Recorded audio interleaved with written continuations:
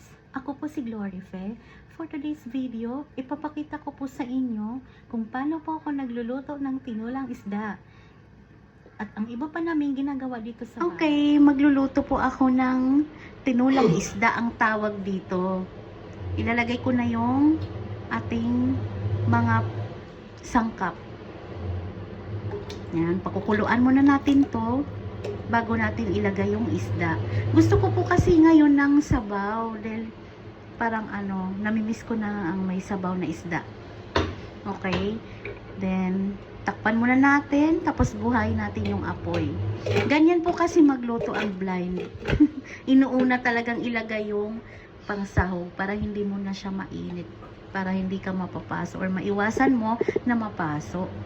On lang natin yung apoy.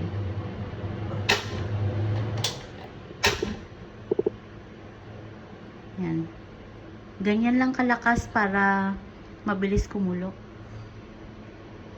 Ito na yung ating isda. Ilalagay ko na yung isda para okay, dahan-dahan lang kasi mainit. Okay. Tapos lagyan ko na siya ng paminta. Yan. Tapos lagyan din natin ng konting asin. Hindi naman din kasi ako mahilig talaga sa maalat. Wait lang, ang hirap kunin. Yan. Okay. Hintay na natin siyang maluto. Naamoy ko na siya.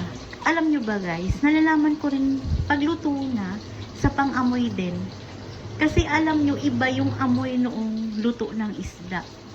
Tsaka yung tunog ng pagkaprito, alam nyo yun?